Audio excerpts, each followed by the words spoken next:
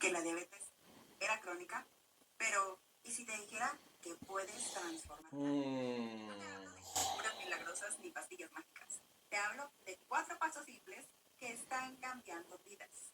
Número 1, come menos carbohidratos. Número 2. You're just like, that.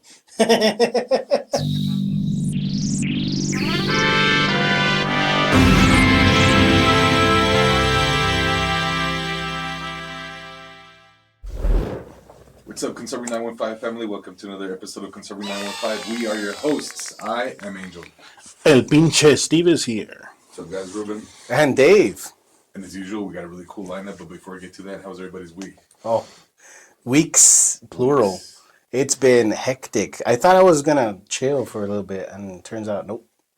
No chilling. For a long time, not just a little bit. No chilling for this guy.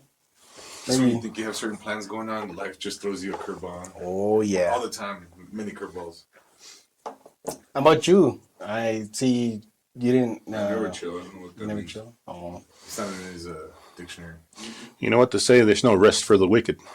That is correct. And I agree. That is the case here in that. Okay, I guess. I'm the exception. But anyway, guys. Yeah. All right, we got the breaking. Department of Justice launches inquiry into top medical journals over pandemic bias, fraud, and corruption. You guys know how much we like to talk about the studies in this show. You mean fraud and corruption in our institutions? Boy, do I. And this is by Nicholas Holscher, miles per hour. Oh, yeah. He's becoming a constant here. Yes, he's one of Conservative 915's favorite authors. Okay. I think you guys remember that, like in a previous episode, we had spoken about how a lot of the journals, these guys try and skew the stats by whenever they don't see something that's significant or like they feel it should be significant. They're like, hey, well, let's go ahead and pull a few more data points to see if we can make it like significant and sort of get the findings that we want to present, you know, what we want the conclusion to be. And sometimes people just flat out lie. But let's look at this article right here. According to NBC, at least 3 major medical journals, CHEST, the New England Journal of Medicine, NEJM, and Obstetrics and Gynecology have received letters from the U.S. Department of Justice requesting their editorial practices. The letters sent by interim U.S. Attorney Ed Martin raised legitimate concerns about bias, lack of transparency, and whether these journals fairly represented competing scientific viewpoints, especially on topics like COVID-19 policies and treatment. Well, isn't that like one of the foundations of scientific procedure and developments is that peer review? Oh, yeah. It needs to be challenged. It needs to be challenged, yeah. Yes. And repeated. Yeah, so that's a biggie. And then you also heard like a lot of people saying like, oh, ivermectin was effective, but then they were trying to bury it. And then you had people like the CDC making posts on X saying, oh, you're not a cow, y'all stop it or something like that. And A horse. Horse. And then Mary Talley What was Bowden that clown, challenges Don Lemon, right? Don He Lemon. was famous for that. Saying, oh, you're drinking what horses drink or whatever. Like, well, horses also drink water. That doesn't mean they're specific to horses. And not only that, I went on a few during that time. I went on a few leftist alternative media as well, and they all parrot the same thing. Yeah. Things like some more news. I don't know if you guys seen that guy. He's some crunchy hippie with a beard. Oh man, I'm so edgy and cool. But yeah, they would just spot out the same thing. Like, yeah, because you're not a horse. I'm like, okay, so nobody needs to listen to you then. They could just listen to regular news. Like you are useless. It's except for maybe an edgy joke here or two.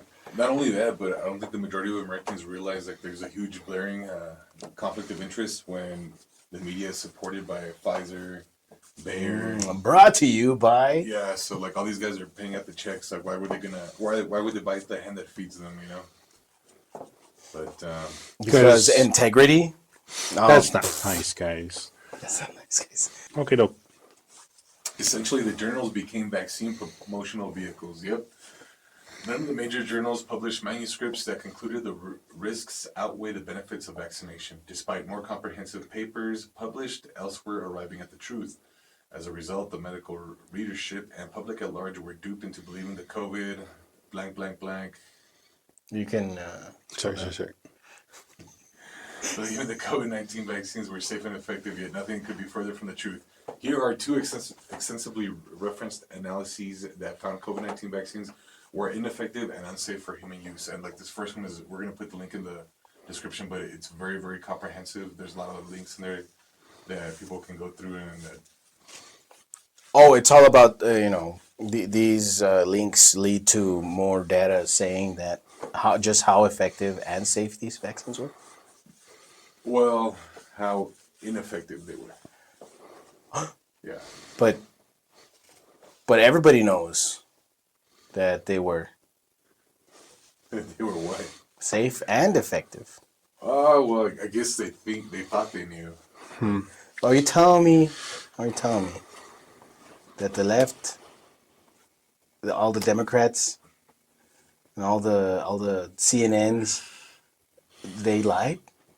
Yeah. Oh. It's a shocker, huh? But we were moving along with the science, right? So That's you're what they're saying, right? Are you telling me that science was wrong? The science? That's the thing. Like, I had this conversation with my friend like a couple of years back. A lot of people mischaracterize certain things as science. Like, whenever you hear somebody saying like the words like, "Oh, the science is settled," like the science is never settled. We're constantly learning. We're constantly challenging conclusions. Where, like course. Steve said like a few minutes ago, that we're verifying the conclusions by doing repeated testing, repeated research, by challenging the hypotheses. Like, oh well, maybe there's a certain factor that'll change like the result of the conclusion, you know? But so what actually is real science, unfortunately, was in practice over the last 4 years at least, but they masqueraded as science in the media and on social media, the mainstream media and on social media. Yeah, because I mean, over the last who knows how many years or decades, even like you remove God from society and you replace it with what? Well, science. Hey, look, this is great. So now, if science said so, it's like a religious affirmation. Like, oh yeah, this means that. Basically, if we were to say that, oh, the heavens opened up and brought a new word in a scroll, inked in gold, and it says this new thing about our faith. Basically the same thing. It's like, but with them it's science. Because effectively, through lots of pop culture, since years and decades back, like it's been like a slow removal and of God or anything religious or anything faithful, anything that, tied to actual truth. You remove that, you can replace it with whatever you want, and in this case, a lot of it was science because. Yeah, I remember the new atheists and how big they were because this is the new God, science, but it was it's nebulous. What is science? Well, if the science people say it, that means it's true. I don't know. I kind of have the opposite opinion of you. Like, to be honest with you, I think science is a gift that God has given us. No, from their perspective. From their perspective. Oh, That's what I'm saying. I'm like, I honestly think Yeah. they go hand in hand. Like, everything goes hand in. Like, science is nothing more than just like natural philosophy. Yeah. That's all it is. Like I said, these guys call it science, but it wasn't real. Like, So- it wasn't actual science. It was an actual science. Once you shut down the discourse, it just becomes what the left would like to call dogmatic. Like how Fauci first said, well, we know that the science says that you don't need to mask up for COVID, right? Because what his whole politic behind it was that we need to save the N95s for the healthcare workers, right? But then afterwards, like, you know what? No, never mind. The science now says that we all have to mask up. Yep. So I just also the links that are provided here, I would like to point out. It has been published in an actual journal. It says international journal, so it's not just a specific nation or country or demographic. No, it's the International Journal of Vaccine Theory, Practice, and Research. So. And don't get These overwhelmed, guys. As you can see right there, it's a total of about 66 pages. I actually went through it myself, and multiple of the pages towards the end there are the references to a lot of the statements that are made in the article. So don't get too overwhelmed. But it's a really, really good read. I highly advise it. Okay. This one is also pretty lengthy too. So it can be a good sign when a paper offers a good number of resources. Can be. I think it's necessary, no? Yeah, because all those other links all the other references that they have in there too are also like peer reviewed and from people who are experts in the field as well. So it's just like a compilation of a lot of peer reviewed studies. Mm-hmm. So yeah, It's not just like random articles from CNN. Exactly. All right. Oh no, we're not done here. But while some journals push back, claiming editorial independence, others, like The Lancet, which apparently did not yet receive a letter, went so far as to label the inquiries harassment. Ooh. For years, we have seen top-tier journals prioritize ideology over open scientific debate, which is something we talked about before we started reading the article. In fact, most of the major publishers, including Elsevier, Springer Nature, Wiley, Sage Publications, and Taylor and Francis, have formed a cartel under the International Association of Scientific, Technical, and Medical Publishers. The cartel controls 2/3 of global journal publications, enforces unpaid peer reviews, restricts manuscript submissions, and delays scientific progress, all to protect their multi-billion-dollar profits. This resulted in a recent class action lawsuit against the cartel for quote-unquote tremendous damage to science and the public interest.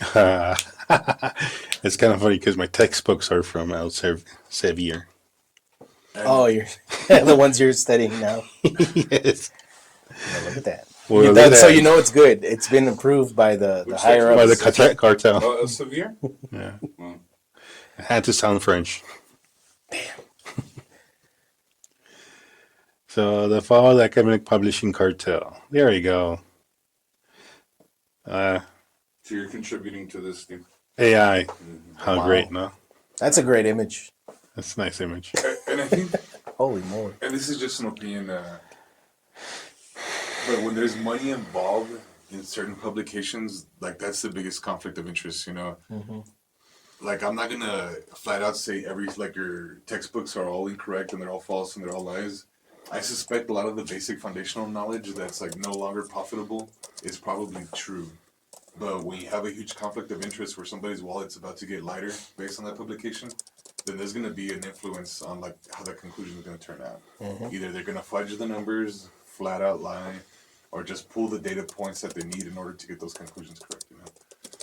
Yeah, So- because they've already decided what the outcome is going to be, and just drift evidence towards it. And that's why, like, a lot of the times in the publications, I don't know if y'all read them, but at the bottom, the authors are supposed to list any conflicts of interest that they have. Mm-hmm. That way, the reader themselves can go in there and double check, like, oh, hey, this guy's getting paid by these people. So of course he's gonna Yeah, like, take their side. Like, I think the more reliable people are the people who have, like, the least biases. Because they have no incentive, like, to push a certain conclusion, And I think the majority of people understand that, but I guess, or for some of those folks who are kind of new to this, because I think a lot of people don't realize the conflicts of interest between, like, the FDA versus, like, the people whose products that they're approving. I don't think they realize that 1 year these guys are approving really controversial drugs or food additives or whatever, and then like a year later these guys are making like some really good bank as CEOs or like some really high position for the company whose product they just approved, and I think a lot of Americans don't realize that.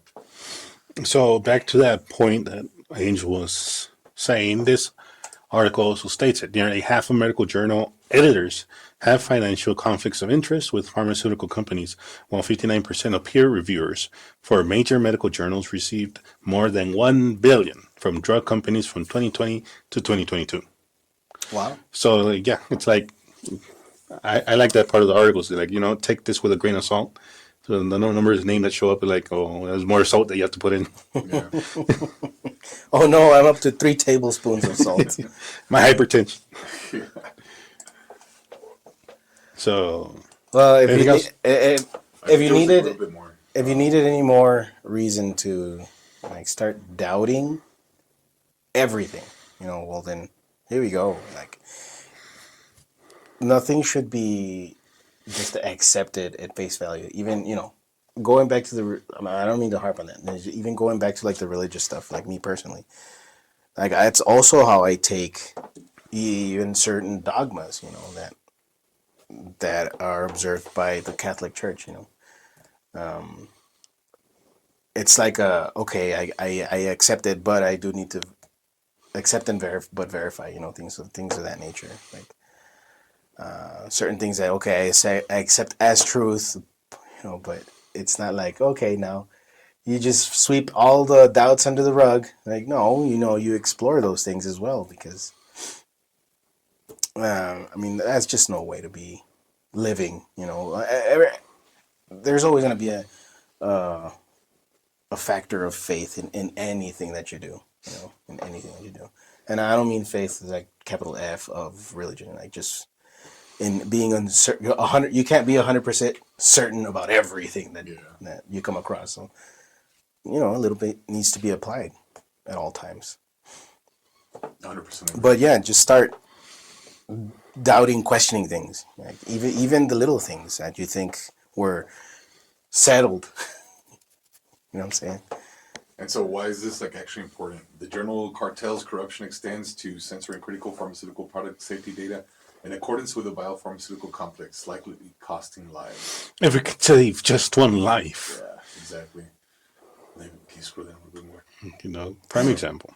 A prime example of this corruption is when cartel member Elsevier Yep. blatantly violated COPE guidelines by censoring our study, a systematic review of autopsy findings and deaths after COVID-19 vaccination, shortly after successful peer review and official acceptance, likely because it demonstrated a high likelihood of a causal link between COVID-19 vaccines and death. Our study had just become the #1 trending research paper worldwide across all subject areas before Elsevier abruptly intervened. Wow. And is it French, Elsevier? Well, we're gonna have to No, it's research okay. that. Yeah, no, don't worry about it. It was just kind of a funny comment. Yeah, I don't think it's. Yeah, it's not important. And then, can you scroll down a little bit more? Yeah. And that was actually a really good paper. You can now read our paper in the non-biased and transparent journal Science, Public Health Policy and the Law. Many other studies have contradicted the official corrupted narrative. Many other studies that contradicted the official corrupted narrative have faced the same fate of wrongful retraction after full publication. And then these are some of the articles by some of the, I guess, more prominent voices with regards to the effects of the COVID-19 mRNA vaccines. Really good reads. I haven't read every single one of these, but I do recognize a few. You think this is pretty good too? This corrupt web of suppression, fraud, and retractions demands a legal reckoning. The targeting and censorship of scientific studies, particularly when done systematically or for financial or ideological gain, could potentially have serious legal ramifications. Potential legal violation. Journals or reviewers may engage in fraud if they intentionally suppress or retract studies based on misleading or false pretenses. Examples include, can you give me a little bit more, Steve? Yeah. Retracting studies under the guise of ethical or procedural issues when no such issues are substantiated, and suppressing research that challenges commercial interests, thereby misleading the public about the safety or efficacy of certain products. For example, pharmaceuticals. I mean, the main thing. And then I guess this goes into some illegal stuff, which, if you're kind of curious, you can go ahead and read a little bit about it more. But I think we covered pretty much the meat and potatoes of this article. Man, dude, like, He's thorough. let's say, okay, let's say all this comes to light, and let's say, shoot, like the current administration, or maybe the next one, who knows, if things go well, you know, if voting becomes safe and secure for all American citizens, and people decide to, you know, want to pursue some sort of legal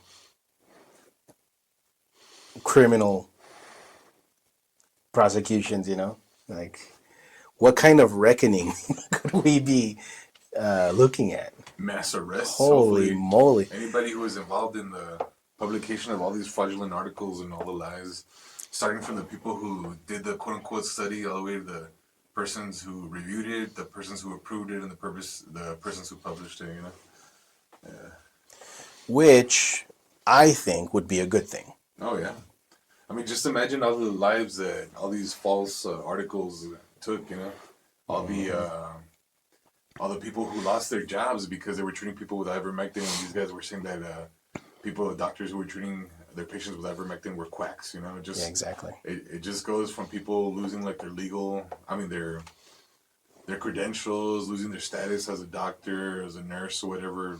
For wanting to do the right thing. All the way to people losing their lives because of garbage research, garbage publications. So, to me, it doesn't seem very outlandish that there should be a lot of arrests for this. Yeah, but you're gonna have the pushback though. Oh yeah, for sure. You're gonna have to put. Oh man, wow, that is very very interesting. So I hope everybody at home who's watching, like, take a closer look. Right, go into these studies. Go into all this information. It's out there. It's not.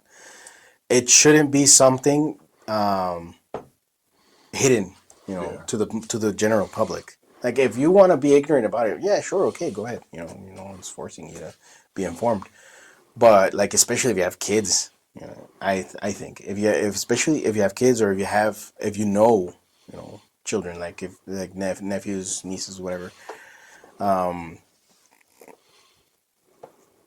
Like, it's up to us to protect them and the general citizenry, I guess, because dang well that the people who are supposed to be looking after us, as we've seen, are not. They're doing the exact opposite for their own benefit. In general, we just gotta love our neighbor, right? Like we love ourselves. So yeah, even if you don't have kids, yeah, definitely. You still you gotta look out for your community. You gotta look out for your people. All right, man. But anyway. Well, thanks for that, Angel. That was nuts. I did not expect something that juicy, that meaty. I'm kind of full, man. It was really coming out of a several week hiatus. Like holy shit, just boom, boom, boom. We do have something that's a little more fun. The ridiculous, maybe, but it makes me chuckle. So we have here. I don't know if you've heard Sinaloa Cartels' message to the Trump administration. If there weren't any consumers, we would stop. Oh, so they would stop. Yeah, they have the will. They just don't have the way. It's like they're almost twisting their arms to keep on going. Huh? You're forcing me, the United States. How can what are they talking about here? the demand. Huh? What are they talking about here? The service that they're providing to the people, Of course. those consumers, they're tremendous. So let's go for news break. We have here an operative of the Sinaloa Cartel, one of the most powerful and feared criminal network groups in the world, sat down with CNN's Isabel Young for an interview and discussed the Trump administration, the cartel's impact on Mexico, and the business of drug trafficking. It's a business now. Jeez. If there weren't any consumers, we would stop, he summarized. Lie! That is a bold-faced lie, mister. The man, whose identity or location were not revealed because they were scared, had a hefty build and was wearing a Joker movie baseball cap pulled down over his head. His scarf wrapped. Okay, whatever. I don't care about that. So he carried an assault rifle, walkie-talkies. Yeah, he looked like a bad dude. I know. Almost he sounds very peaceful to me, man. No. This is good-willed and everything. Probably. He's not to the level of bad as Corn Pop, but he's still a pretty bad dude. So this guy, he told CNN, keep going. He produces fentanyl. He produces fentanyl, a synthetic opioid that has become the most common drug involved in overdose deaths in the United States. You might have heard about this. A little bit. Yeah, one or two little things going on, like maybe a couple of people who might have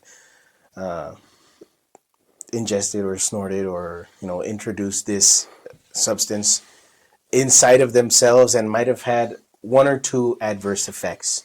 Dude, apparently, I think side note, which was kind of interesting, but I think over the past day or two, they had like the largest seizure of fentanyl in history. It was pretty interesting. Yeah. Oh my! Was it a granny? No, but it was like a really crappy beat up red car. I don't know who the driver was. It might have not been fentanyl, but I saw somewhere. I didn't really read into it, but yeah, a granny was stopped, and it turned out that she had like her minivan or something just full of drugs. Like, oh my goodness! Break yourself, fool. Check out our video, our interview with. Hopefully, she'll run again for sheriff's office. Minerva Torres Shelton. Yes. Really, really good talk about that. Anyway, sorry. Go ahead. So yeah, of course, he's saying things are sad. The man told the news outlet, but we have to continue. Families have to eat. What? The gall, the It just has to do it, man. entitlement, And the get a real job, right? oh my goodness gracious. Yeah, of course. Yeah, you have like it's either like not everybody can be soccer players. We gotta you know, it's either soccer player or cartel member. Well, I guess since he was kind of burly and not too good on looks because he's hiding himself, right? Oh, With the yeah. Joker, He's probably very he can't self-conscious. be he can't be the Mexican dream of being a Latin lover, right? No, of course not. It can't be on telenovelas. No. It's Maria. Jesus. So yeah, so they make a bunch of fentanyl. But okay, you see where we're going with this. This is ridiculous. Like, what do you? Are you kidding me? And people buy this? People actually believe this crap? Oh no, poor me, poor cartel members. Just for CNN to Entertain and you know to what? entertain him. And I'm thinking about how they treat people they interview. They constantly antagonize Trump, which is Or any kind of. they push it and push it. They antagonize him. I don't know if I want to waste my time watching this, but I almost want to do it just to see if they were antagonizing him as much as they antagonize No. people that want to make this country better. You know? Oh, you brave man. I understand you. You have to do it. You have to eat. Yeah, you have to. But You have to drive a Lambo. You have to drive a. how can you antagonize him? He has an AR, something that apparently obliterates a person with one bullet. Oh yeah, that's right. It's like a howitzer, like, according to the Dems. Yeah, but yeah, to me, just to interview these people, like. To just give them the time of day for them to spew this crap, like while people are dying. No, They're like, oh, my hands are tied because you guys keep buying it. Like, villains are made, David. they're of course they are made. Yeah, they're made. They're They're made with some cash, dude. Oh. Yeah. So okay. Mexican government denies that fentanyl is produced in the country, claiming instead that most synthetic labs they discover are being used to make methamphetamine. Oh, you know. Oh man, It's like, come on. isn't that like Either way. Isn't that like the new penicillin or something like that? Cops are. Don't. The flaming mo. That's a joke, guys, for people at home. Don't take meth. They're doing a service, guys. They're doing a service. Oh, it really clears up the sinuses. Man, does anybody want to get rid of this wall? Anybody else? All right, so I don't know. I honestly, I just thought the premise of it was ridiculous enough. I don't know if we really got to go into it because that's pretty much all he's saying. He's like, well, it's you guys.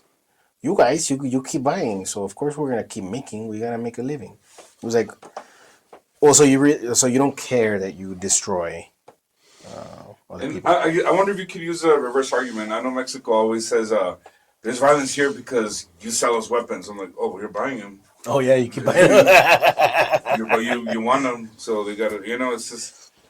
I mean, but you can go back and forth with these silly arguments. Let's say, yeah, sure. The U.S.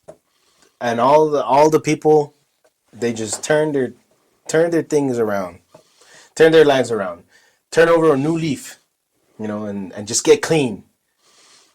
So the cartels would, you know, They won't figure out the criminal enterprise. How could you say that?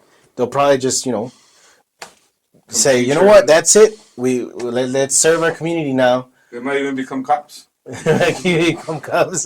No, maybe using their Cops, immense force instead of being corrupting the government, they'll just overthrow it and become the government.